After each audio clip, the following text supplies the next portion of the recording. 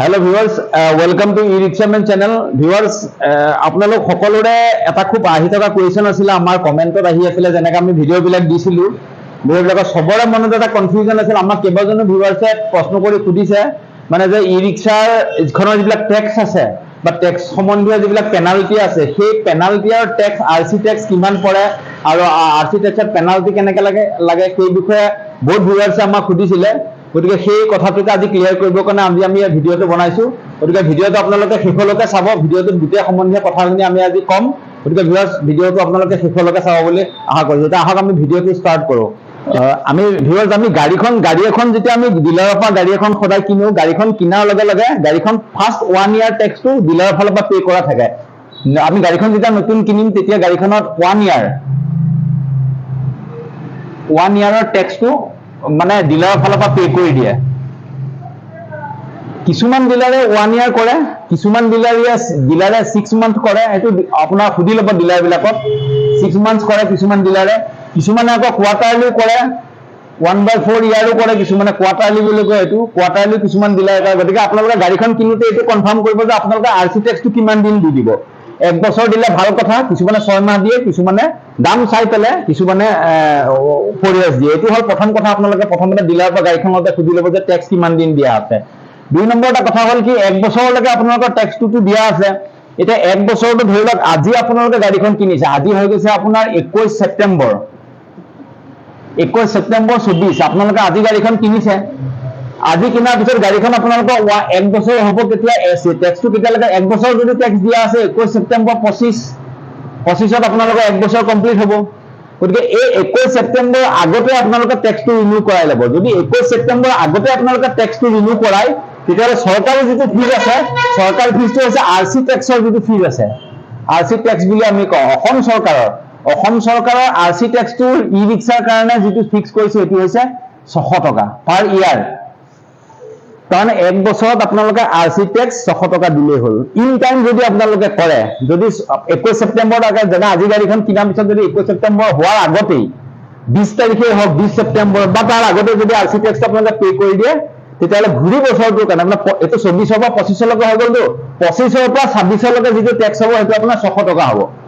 Legally যদি in time কৰে এতিয়া কথা হল কি যদি আপোনালোকে এই কামটোকে সময়মতে নকৰে লিগেলি তেতিয়াহ'লে ইয়াৰ ওপৰত পেনাল্টি ইম্প'জ হয় এতিয়া মই আপোনালোকক কৈছো পেনাল্টিটো কিমান হয় ইয়াৰ ওপৰত আৰসি ট্যাক্সটো এটো আহিল পেনাল্টিটো আপোনালোকৰ কেনেকৈ আহিব পেনাল্টি যেটো আছে অসম চৰকাৰৰ দ্বিতীয় আমাৰ পৰিবহন বিভাগে যেটো পেনাল্টি লয় ই-ৰিক্সাৰ কাৰণে আৰসি ট্যাক্স লেট হলে পেনাল্টিটো আহিব আপোনাৰ পেনাল্টি হৈছে 20 টকা পাৰ ডে একদিনত 20 টকা একদিন যদি দেৰি হয় 20 টকা দিব লাগিব দুই দিন যদি দেৰি হয় 60 টকা এনেকুৱা হিচাপত পাৰ ডে 20 ৰুপিজ হিচাপত পেনাল্টি লাগে এতিয়া মই এটা আপোনালোকক এক্সাম্পল দিছো গোটেই কথাখিনি ধৰক আপোনালোকে গাড়ী এখন কিনিছে গাড়ীখনৰ আৰসি ট্যাক্স কমপ্লিট হৈ গৈছে আৰসি ট্যাক্স কমপ্লিট হোৱাৰ 15 দিন পিছত আপোনালোকে গাড়ীখন ৰিনিউ কৰাবলৈ গৈছে 15 দিন আপোনালোক লেট হৈ গৈছে তেতিয়াহ'লে আপোনালোকৰ কিমান হ'ব লেট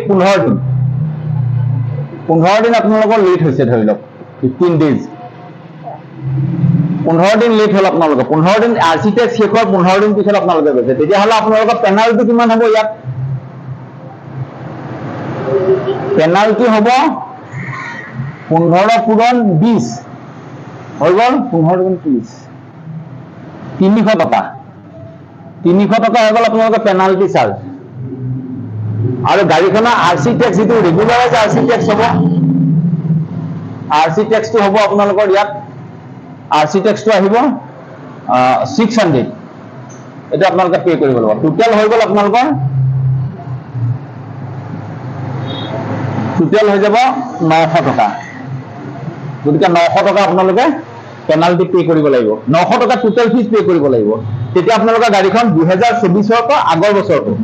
আহি থকা বছৰটোৰ কাৰণে এটো এডভান্স ট্যাক্স মানে এক বছৰ হৈ যোৱাৰ পিছত আকৌ সি বছৰটো ষ্টাৰ্ট হওঁতে গোটেই বছৰটো পইচাটো আগতে দি দিব লাগে প্ৰিপেইডৰ নিচিনা আৰু আগতে দি ল'ব লাগে দি লৈ পেলাই গাড়ীখন চলাব লাগে গতিকে এটো আপোনালোকৰ 900 টকা ট্যাক্স আহিব ঠিক তেনেকৈ আপোনালোকে যদি 15 দিনৰ জায়গাত ধৰি লওক আপোনালোকে লেট হৈছে আপোনালোকৰ এক মাহ বা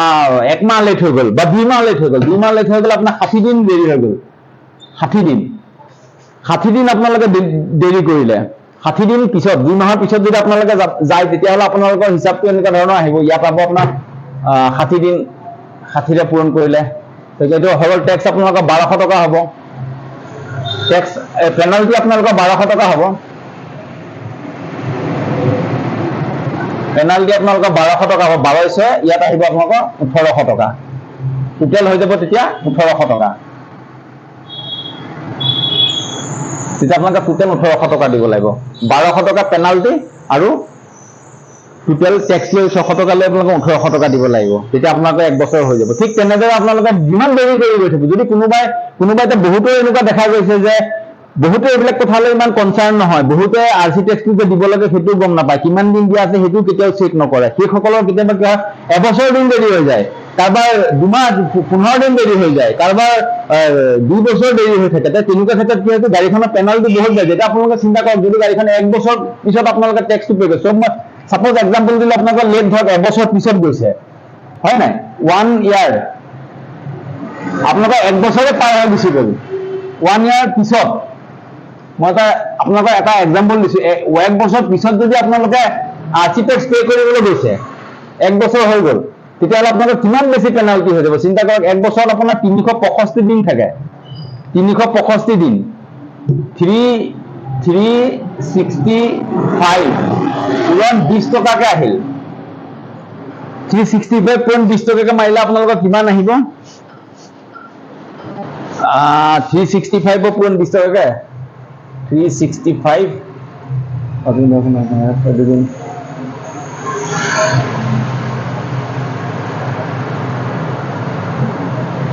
7,300 টকা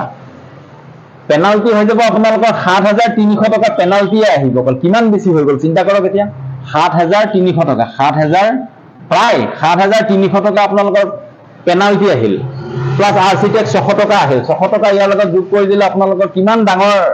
ফাইনেন্সিয়েল এটা বাৰ্ডেন আপোনালোকৰ ওপৰত পৰি গ'ল হয়নে 7,000 প্ৰায় 900 টকা 7,900 টকা আপোনালোকৰ টোটেল পৰি গ'ল এক বছৰতেই গতিকে চিন্তা কৰক ইনে টেক্সটো চৰকাৰে কিমান কম কৰি দিছে আমাক মাত্ৰ গোটেই বছৰটো গাড়ীখন চলাই 600 টকা দিব লাগে কিন্তু পেনাল্টি যদি আপুনি দেৰি কৰি থাকো আমি পেনাল্টি লৈ গাড়ীখন কিমান ডাঙৰ এটা ফাইনেন্সিয়েল বাৰ্ডেন 7,900 মানে প্ৰায় 8,000 টকা গাড়ীখনত অকল আৰসি টেক্সটো ক্লিয়াৰ কৰিবৰ কাৰণে দিব লগা হ'ব আৰু কোনোবাই যে আৰু তাতকৈ বেছি দেৰি কৰেতো নকওঁ আৰু 15,000 কেতিয়াবা 20,000 লৈকে হৈ যায় যাৰ ফলত মানুহে আৰু আৰসি ৰিনিউৱেল কৰাৰ কথাটো সপোনতো নহয় এটা আৰসি ৰিনিউৱেল নকৰিলে প্ৰব্লেম কি হ'ব কেতিয়াবা গাড়ীখন আপোনালোকে যদি বেচে কাৰোবাক তাৰ নামলৈ গাড়ীখন ট্ৰান্সফাৰ নহ'ব ট্ৰান্সফাৰ যেতিয়া কৰাবলৈ যাব তেতিয়া দ্বিতীয় অফিচে ক'ব যে আপোনালোকে প্ৰথমতে আৰসি টেক্সটো ক্লিয়াৰ কৰক গাড়ীখন আপডেট কৰি আনক ইঞ্চুৰেঞ্চ মাৰি আনক টেক্স ক্লিয়াৰ কৰক কৰাৰ পিছতে গাড়ীখন ট্ৰান্সফাৰ হ'ব গতিকে গাড়ীখন এজন মানুহৰ হাততে ফচি যায় বা যোনে বিক্ৰী নকৰা বোলে তাৰো এটা ফটকে পুলিচে ধৰিব কেতিয়াবা সুমিয়াই দিব পইচা ল'ব যে আপোনাৰ গাড়ী চালান ক্লিয়াৰ কৰক অমুক আপোনালোকৰ টেক্স আছে টেক্স ক্লিয়াৰ কৰক বিভিন্ন ধৰণৰ লেঠা আহি যায় গাড়ীখন বিক্ৰী কৰিব নোৱাৰিব গতিকে এনেকুৱা ধৰণৰ কথা আহি যায় গতিকে ভিউৱাৰ্ছ মই আশা কৰিছো আপোনালোকে কথাখিনি বুজি পাইছে আজি পেনাল্টিটো ইয়াৰ পিছত ফিটনেছৰো পেনাল্টি থাকে ফিটনেছৰ পেনাল্টিটোৰ বিষয়ে মই নেক্সট এটা ভিডিঅ' বনাম সেইটো ভিডিঅ'ত আমি ফিটনেছটোৰ কি কনচেপ্ট থাকে ফিটনেছটো কেনেকৈ থাকে এখন গাড়ীত বহুতেতো ইমানো নাজানে যে ফিটনেছ গাড়ীখনত লাগে নেকি গতিকে ফিটনেছ সম্বন্ধীয় কথাবিলাক আমি নেক্সট এটা ভিডিঅ'ত বনাম গতিকে আশা কৰিছো ভিউৱাৰ্ছ আজি আপোনালোকে আৰসি টেক্স সম্বন্ধীয় কথাখিনি বুজি পাইছে আৰু ইয়াৰ পিছত আমি ফিটনেছ ইঞ্চুৰেঞ্চ এইবিলাক লৈ ভিডিঅ' বনাম গতিকে আপোনালোকে ভিডিঅ'বিলাক চাই থাকিব আমাৰ চেনেলটো ছাবস্ক্ৰাইব কৰি ৰাখিব তেতিয়া আমি এনেকুৱা ধৰণৰ যিবিলাক ইনফৰমেশ্যন ই ৰিক্সাৰ লগত জড়িত ইনফৰমেশ্যনবিলাক আমি যেতিয়া দিম আপোনালোকে খবৰবিলাক পাই থাকিব ভিডিঅ'বিলাক বেলেগকো শ্বেয়াৰ কৰিব আৰু আমাৰ ডিলাৰত আপোনালোকে আহিব যদি অসুবিধা পায় আমাৰ ওপৰতে কণ্টেক্ট নাম্বাৰটো আছে মোবাইল নাম্বাৰ কণ্টেক্ট নাম্বাৰত আপোনালোকে ফোন কৰি সুধিবও পাৰিব বা আপোনালোকৰ গাড়ীখনৰ এগেইনষ্টৰ আৰসি কিমান টেক্স হৈ আছে বা পেনাল্টি কিমান লাগি আছে যদি জানিবলৈ মন কৰে আমাৰ ডিলাৰত আহিব এইটো ফ্ৰী ছাৰ্ভিচ আমি আপোনালোকক জনাই দিম আমি আপোনাৰ ডিলাৰত আমাৰ পৰ্টেলত গৈ পেলাই আমি আপোনাৰ গাড়ী নম্বৰ মাৰি যি এলি গাড়ীয়ে হওক বা বেলেগ কোম্পানীৰ গাড়ীয়ে লৈছে আপুনি কোনোবা ইয়াত্ৰী গাড়ী লৈছে বা আন কিবা ব্ৰেণ্ডৰ গাড়ী লৈছে XYZ যি ব্ৰেণ্ডৰে গাড়ী নহওক কিয় আহিব ডিলাৰত আহিলে আমি আৰসি টেক্সটো আপোনালোকৰ কিমান হৈছে তাৰ লগত পেনাল্টি কিমান হৈ আছে বৰ্তমানলৈকে আপোনালোকক সকলোখিনি ফ্ৰী ছাৰ্ভিচ দিছো আপোনালোকে ইয়াত চাই ল'ব পাৰিব চেক কৰাই যাবহি পাৰিব আমাৰ ডিলাৰত আপোনালোকে জানে মুনলি স্কুল আছে ত্ৰিবেণী হল আছে কছাৰীগাঁও তেজপুৰ কছাৰীগাঁও মুনলি স্কুল আছে মুনলি স্কুলৰ গাঁৱতে লাগি আছে চিলিকন অট'টেক আমাৰ ডিলাৰৰ নাম আপোনালোকে আহিব আমি ইয়াত সকলোখিনি ছাৰ্ভিচ কৰি দিম গতিকে ভিউৱাৰ্ছ আজি আপোনালোকৰ আগন্তুক দিনত আকৌ এনেকুৱা ধৰণৰ ইনফৰ্মেটিভ ভিডিঅ' লৈ আহিম। Thank you viewers.